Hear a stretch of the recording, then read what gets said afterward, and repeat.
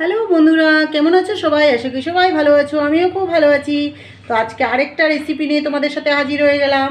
দেখতে পাচ্ছ এখানে সিম আছে, বড় বড় চ্যাপ্টা চ্যাপ্টা সিম আছে। তো আজকে সিমের পুর করব। সিমের পাতুরি খেয়েছি, সিমের চচ্চড়ি খেয়েছি, সিমের অনেক রেসিপি আমরা খাই। সিমের পুর আজকে কেমনে কিভাবে করে সেটাই আমি তোমাদের সাথে শেয়ার করব। তো সিমের পুর করার জন্য শিম তো অবশ্যই লাগবে। শিমটাকে আমি কি করে রেখেছি দেখো, আগে এখান থেকে পুরোটা দুফালা করে নিয়ে এখানে হালকা করে ফালা করেছি। এটার থেকে ভিতরে বীজগুলো যেগুলো আছে এগুলো আমি সাইড করে রেখেছি। তো এটাতে আমার মশলাগুলো ঢুকাতে হবে, তো এইভাবেই তোমাদের করতে হবে। তো এখানে দেখাচ্ছি সিমের বীজগুলো আলাদা করে রেখেছি। এটা সামান্য জিনিসই লাগে, বেশি কিছু লাগে না পুর করতে। এখানে লাল সর্ষে রেখেছি, একটু ঝাঁঝঝাঁঝা হবে এটা পুরটা। আর এখানে বেশ কটা কাঁচা লঙ্কা রেখেছি। তো আমি এগুলো একসাথে বেটে নেব। তো চলো রান্নাটা স্টার্ট করছি। বন্ধুরা, আমি আগে সিমের বিচি আর কাঁচা লঙ্কাটা একসাথে বেটে নিচ্ছি।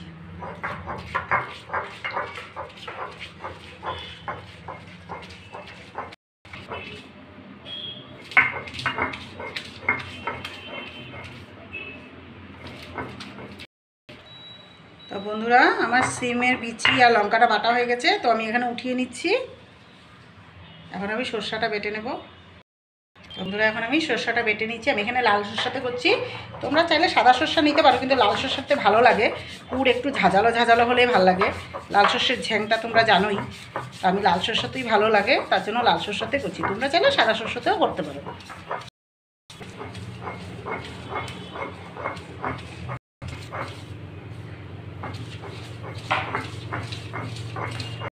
তো বন্ধুরা, আমার সরষা বাটাও হয়ে গেছে। তো নামিয়ে নিচ্ছি। তো বন্ধুরা, পুরের জন্য যা যা মশলা লাগবে, এখানে তো সিমের বিচি আর কাঁচা লঙ্কা বেটে রেখেছি। এখন আমি সরষা দিয়ে দিচ্ছি পরিমাণ মতো। তোমরা যে কটা সিম নিবে ওইভাবে নিবে। আমার এতটুকুই লাগবে, বেশি লাগবে না। এটাকে আমি মিক্স করে নিচ্ছি। অল্প করে নুন দিয়ে দিলাম, সামান্য পরিমাণে হলুদ দিয়ে দিব। তো এটাকে ভালো করে মিক্স করে নেব এখন। এটা এমন কিছু লাগে না বন্ধুরা, পুর তো তোমরা জানোই, সবাই করো। এরকম কিছু লাগে না। এটা পুরো নিরামিষ দিনে নিরামিষভাবে খুব খেতে দুর্দান্ত লাগে। জিনিস উপকরণ অল্প, কিন্তু খেতে খুব দুর্দান্ত লাগে বন্ধুরা। আমরা কাঁকরোলের পোড়, পটলের পোড়, অনেক কিছু গেছি। সিমের পুর করেছো কিনা জানি না বন্ধুরা, কিন্তু আমি করছি তাই দেখাচ্ছি তোমাদেরকে। খুব ভালো লাগে এটা সিমের পুর খেতে। সিমের পাতুরি, সিমের চচ্চড়ি, সিমের অনেক রেসিপি, কিন্তু সিমের পুরটা দুর্দান্ত লাগে গরম ভাতের সাথে। তো আমি এখন সিমের মধ্যে এক এক করে মশলাটা ঢুকিয়ে দেবো। তো বন্ধুরা, দেখতে পাচ্ছ আমি কীরকম করে সিমটাকে এক সাইড থেকে ফালা করে রেখেছি। তো এটার ফাঁক দিয়ে দিয়ে আমি অল্প অল্প করে ঢোকাবো, বেশি ঢোকাবো না। দেখতে পাচ্ছ, এটা তোমরা পেঁয়াজ রসুন দিয়েও করতে পারো সর্ষের জায়গায়। এটা আমি নিরামিষ দিনের জন্য। তো আমি পুরটাকে ভরে ভরে দেবো, খেতে খুব দুর্দান্ত লাগে বন্ধুরা। দেখতে পাচ্ছ, এভাবে করে আমি সবগুলোকে ভালো করে ঢুকিয়ে নিয়েছি। তো এখন আমি এক এক করে থালের মধ্যে রেখে দিচ্ছি। আমি আরেকটা করিয়ে দেখিয়ে দিচ্ছি। এটা গরম ভাতের সাথে খুব দুর্দান্ত যায় বন্ধুরা, বারবার বলছে, খুব ভালো লাগে খেতে। আমার হাজব্যান্ড এটা খুব ভালোবাসে, পছন্দ করে। নিরামিষের দিনে অনেকে এটা সেটা খেতে চায় না, তো এভাবে পুর বানিয়ে দিলে, একটু ডাল হয়ে গেলে আর কি লাগে বলো। এই যে এরকম করে আমি সবগুলো বানিয়ে নিয়ে আসছি একবারে। তো বন্ধুরা, দেখতে পাচ্ছ কি সুন্দর করে একটা একটা করে পুর ভরে রেখে দিয়েছি। তো এখন আমি এটা ব্যাটার তৈরি করব, পুরটাকে আমি ভাজবো। তো বন্ধুরা, এখানে আমি ময়দা নিয়ে নিয়েছি অল্প করে, পরিমাণ মতো বুঝে, তোমরাও ওই বুঝে নিয়ে নিও। এখানে আমি চালের গুঁড়ো দিচ্ছি, একটু ক্রিস্পি হবে পুরটা। বাইরটা একটু ক্রিস্পি না হলে ভালো লাগে না। 2 চামচের মতো নিলাম। অল্প করে নুন দিয়ে দিলাম, নুনটা তোমরা স্বাদ অনুযায়ী দিও।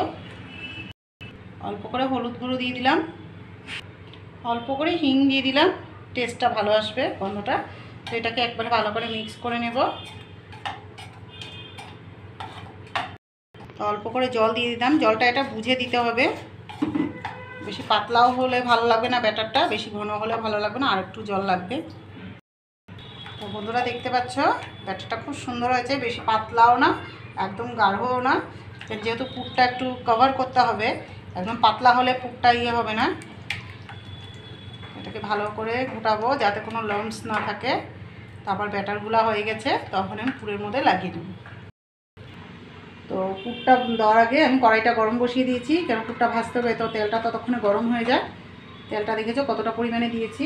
আর এটা আমি সরষের তেলে দেবো। সরষের তেলে যে কোনো রান্নায় খুব টেস্ট হয় বন্ধুরা, আর পুর বলো যাই বলো খুবই টেস্ট হয়, তার জন্য আমি সরষের তেলেই করছি।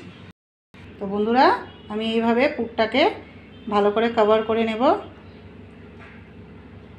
আমার তেলটাও গরম হয়েছে, আমি এক এক করে ছেড়ে দেবো।